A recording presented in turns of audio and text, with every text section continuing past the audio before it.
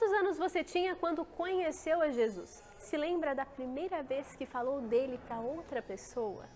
Mas será que existe uma idade, uma maneira certa de compartilhar aquilo que acreditamos? Hoje nós vamos falar sobre testemunhar. Não sai daí, porque o Fé em Ação começa agora.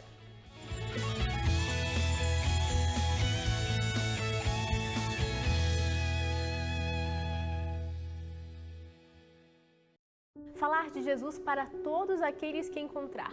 Pregar sobre ele no trabalho, praticando esportes, nas redes sociais. Hoje você vai conhecer histórias de jovens que pregam em locais bem desafiadores, que reúnem pessoas que muitas vezes não estão com o coração disposto a ouvir mais sobre Jesus. Mas eles provam que não importa o lugar, é sempre possível testemunhar.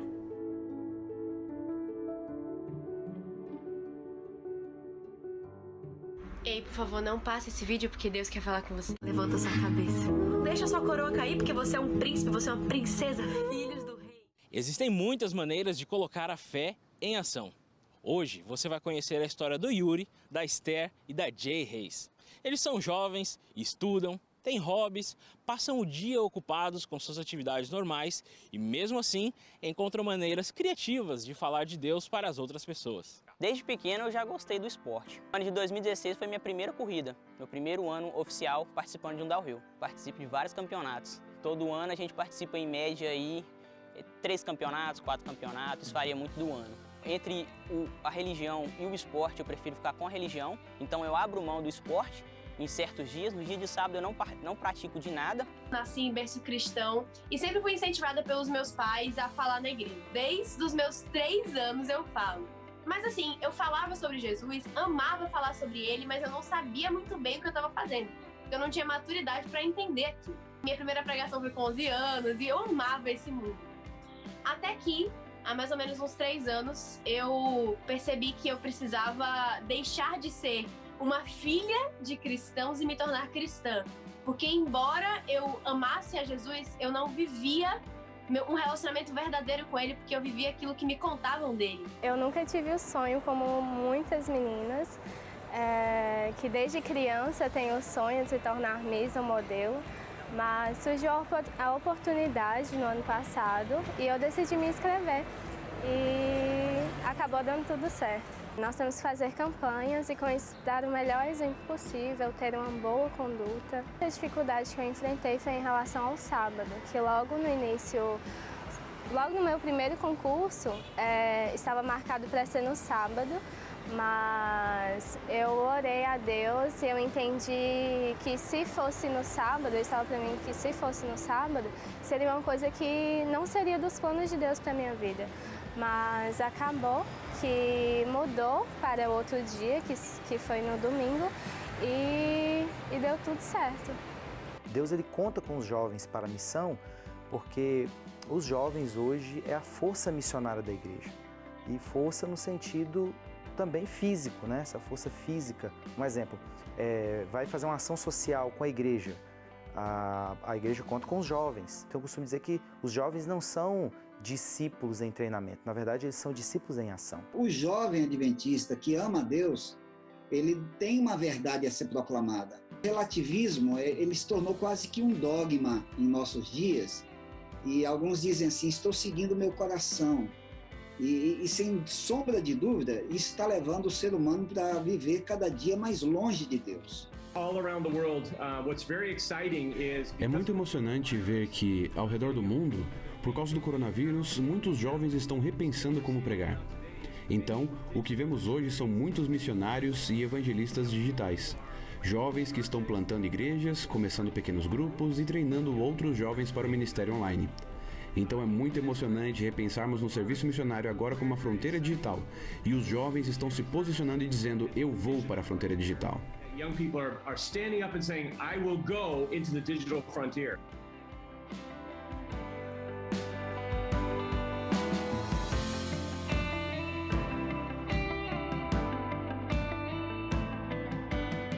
Tem uma coisa que todo mundo precisa entender. Quando se trata do nosso relacionamento com Jesus, nós não somos escravos, nós somos filhos. Depois que vi esse encontro com Jesus, eu percebi que eu não podia deixar isso só pra mim. E eu precisava usar esse meu talento, esse meu dom que foi crescendo junto com a ajuda dos meus pais, com a ajuda da igreja, fui muito incentivada. Eu comecei bem básico, eu postava uma fotinha bonita e botava uma legenda, um textozinho falando sobre Jesus. E aí eu percebi que eu precisava ser mais intencional, fazer as coisas com intenção. Eu comecei a gravar vídeos, meu pai comprou minha primeira ring light. Eu comecei no Instagram, eu percebi, nossa, esse é o meu ministério e eu vou começar. Isso tem mais ou menos 1 ano e meio. E teve um período na vida da Jay que ela era proibida de utilizar a rede social. Acredite. Mas aí quando a gente entendeu que ela tinha maturidade, aí a coisa aconteceu naturalmente, né? E o Espírito Santo, quando usa, amigo, ele usa. E a coisa acontece. E desde então, eu tenho usado as minhas redes sociais para falar de Jesus. Em janeiro, eu entrei no TikTok. 28 de janeiro, não vou esquecer essa data nunca, porque foi um agente de mudança na minha vida. E desde então, eu não paro mais de falar sobre ele. Todos os dias eu posto no mínimo 2 ou 3 vídeos falando sobre esse amor. Ei, tá vendo essa placa aqui? Ela representa o seu relacionamento com Jesus, porque não existe ponto final. Você pode sempre voltar pra ele porque ele te aceita. Ele te chama agora pra voltar pra ele. Uso bastante o meu Instagram para postar fotos, versículos bíblicos e músicas também. E com um certo dia, uma menina respondeu um dos meus stories e esse foi de todos que mais me marcou, que ela disse o seguinte, que ninguém nunca havia tocado ela e feito ela chegar mais perto de Deus como eu consegui fazer ela chegar e se sentir. Então, esse foi o que mais me marcou e isso é o que é mais gratificante. Cheguei a comentar com ela, né? Eu falei assim, nossa, que música linda, me tocou. E aí ela começou a falar de Deus pra mim. E aí cai, tipo assim, né? Me fez refletir muito, porque ela falou que Deus está o tempo todo lá à disposição nossa. E principalmente nas coisas de Deus, ela sempre buscou crescimento espiritual melhor cada dia.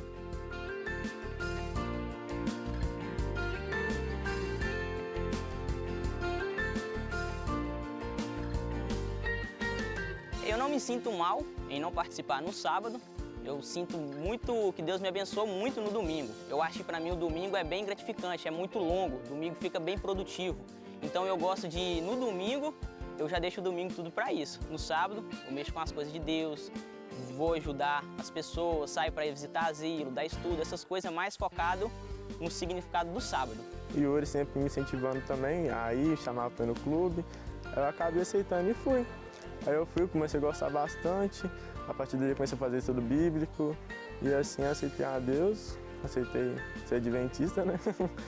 E desde então eu batizei em Batismo Primavera, em setembro, dia 14, se eu não me engano. Os amigos são muito, questão disso, eles são muito tranquilos. Então no sábado, como eu não participo de nada no sábado, eles entendem, eles não ficam assim, vão, não. Eles se entendem, então eles respeitam a minha escolha. Então, e através disso, muitas das vezes alguns dos amigos acabam entendendo essas coisas. E algumas vezes muitos perguntam, não assim amigos mais próximos, mas alguns outros amigos em campeonato que a gente vê, eles perguntam, pô, você não vai correr, tal, por que você não corre? E acaba dando aquela oportunidade da gente falar um pouco. Eu respeito muito a religião, eu entendo quando a gente vai para os campeonatos junto, eu entendo a decisão deles não andar no sábado. Tem até gente que pensa assim, rapaz, o cara é gringo, não anda no sábado e no domingo tem domingo que vez que ele pega pódio, andando no domingo. Então assim, é legal, eu apoio 100% ele.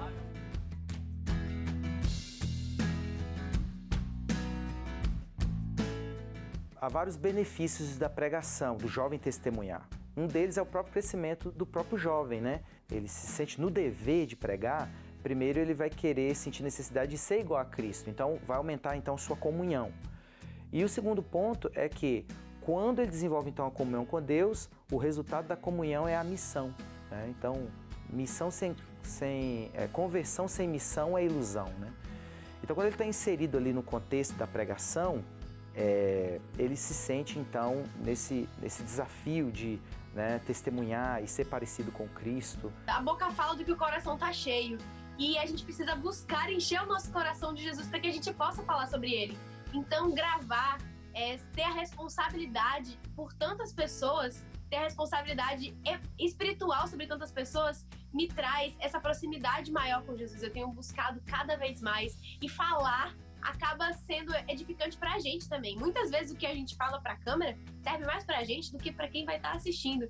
Então é impressionante o quanto, desde que eu comecei a falar sobre ele, eu venho crescendo, uma crescente com Jesus. Tem sido incrível. Um jovem que tem um relacionamento pessoal com Jesus sempre estará falando de Jesus e de sua palavra. E eu louvo a Deus e eu percebo que muitos jovens têm experimentado e vivido esse privilégio. Então, isso, em primeiro lugar, dá um sentido real à sua missão no contexto diário. Seja na escola, seja em casa, no trabalho, ele se torna um instrumento de bênção. Mas, em segundo lugar, a gente percebe que quando ele testemunha, quando ele fala da sua fé, isso solidifica as suas convicções. Ao falar do que acredita, ele reafirma a sua fé cada dia mais. Quanto mais eu via que eu estava em um ambiente que era pouco cristão, mais eu percebia a necessidade que eu tinha de me manter mais perto de Deus e ter uma melhor comunhão com Deus para que eu não pudesse me afastar dos seus caminhos e dos meus princípios. Eu roteirizo os meus vídeos. Alguns não são roteirizados, alguns são inspiração do Espírito Santo no momento. Mas até no improviso, eu não me deixo improvisar 100%. Não sei se você consegue entender, porque eu fui criada nesse mundo, então eu tenho muito embasamento nesse tipo de situação, na situação da comunicação. Eu busco muito na palavra, eu estudo bastante, eu e meus pais, a gente conversa muito sobre vários temas. E eu não vivo uma vida apenas virtual, eu tenho minha vida pessoal com Jesus. Então eu acho que isso é o mais importante, é ter um relacionamento pessoal com ele para que o seu testemunho possa transparecer nas redes sociais e você salve pessoas através da sua vida e não apenas as suas palavras. Isso me traz muito bem. Eu gosto muito dessa decisão que eu fiz ao ser adventista, né? Que é desde pequeno, na verdade, então eu não me arrependo, hora nenhuma desejo largar da fé. E também eu desejo que muitas pessoas conhecem também, para que um dia possam saber do amor de Deus, o que ele pode fazer tanto na minha vida e pode fazer na vida de muitas pessoas também. Deus nos chama a testemunhar dele. E testemunhar não é um dom especial que Deus concede para privilegiados. É o chamado de Deus para todas as pessoas. Quando nós olhamos para o tamanho do desafio de alcançar o mundo para Deus, nós vemos que essa é uma missão praticamente impossível. Mas essa obra é uma obra dele, não é nossa. Então ele nos capacita, ele capacita para cumprir essa missão. O espírito de profecia mostra que os jovens são, na verdade, um exército. Se forem bem treinados, podem levar a mensagem do Salvador que foi crucificado, ressuscitou e que logo vai voltar para todo mundo. Não apenas para parte do mundo, mas para todo mundo. Também é interessante, para mim, que a Bíblia compara jovens com flechas nas mãos de um guerreiro. Não flechas nas mãos de um arqueiro, porque um arqueiro poderia simplesmente usá-las para praticar. Mas um guerreiro é aquele que atira as flechas nos lugares mais perigosos da terra, nas linhas de frente. Esse verso é achado em Salmo 127, versículo 4. Como flechas nas mãos de um guerreiro, nossos jovens são a chave para finalizar o trabalho, a parte mais importante, o exército de Deus. O meu maior sonho espiritual é poder alcançar o maior número de pessoas possível, levar a Cristo e também a conversão da minha família. Eu decidi fazer uma live de madrugada, não tinha motivo, eu só tava com insônia, eu não queria dormir, eu comecei a fazer uma live. No final da live, quando eu tava me despedindo, era mais ou menos umas 3 da manhã, eu fiz uma oração bem demorada com eles, justamente para consagrar a vida deles naquela noite, porque quem estivesse passando por alguma coisa. E aí, no final da live, quando eu tava me despedindo, uma menina mandou mensagem no chat falando assim: Jay, não vai embora ainda, eu preciso te contar uma coisa. Eu entrei nessa live com o gilete na mão, decidida a me suicidar. Essa seria a última coisa que eu faria em vida, porque eu gosto de você. Eu queria que você fosse a última pessoa que eu fosse ver. E nessa live, durante tudo que você falou, eu decidi não me suicidar. E eu fico arrepiada toda vez que eu falo sobre isso, porque não foi o Espírito Santo que me tocou para fazer aquilo. Com certeza ele tirou o meu sono. E mesmo que eu tenha salvo só essa pessoa durante o meu ministério inteiro, já valeu a pena.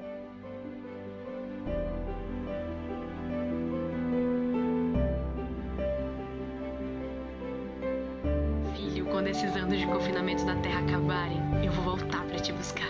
Então se aproxima mais dele, para que ele possa te levar para casa. Para projetos são importantes e ações sociais extremamente necessárias. Mas tudo começa quando fazemos da nossa vida uma missão, do nosso dia uma oportunidade de transformar. Comece hoje a colocar a sua fé em ação. Que lindos exemplos que nos mostram que nós podemos pregar, não importa o lugar. Nossa fé sempre pode ser nosso testemunho. Fé em Ação chegou ao fim, mas nós nos encontramos na semana que vem. Até lá!